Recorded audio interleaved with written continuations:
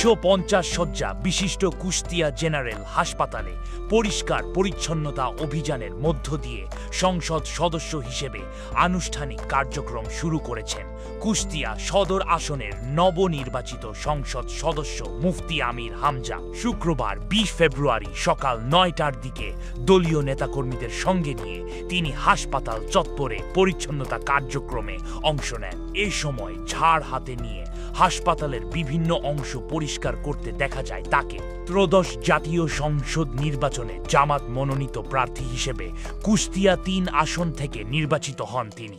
পরিচ্ছন্নতা অভিযানে উপস্থিত ছিলেন কুষ্টিয়া জেলা জামাতের সেক্রেটারি সুজা উদ্দিন জোরদার, শহর জামাতের আমির এনামুল হক সহ দলের বিভিন্ন স্তরের নেতাকর্মীরা। এছাড়া হাসপাতালের আবাসিক মেডিকেল অফিসার ডাক্তার হোসেন ইমাম উপস্থিত ছিলেন।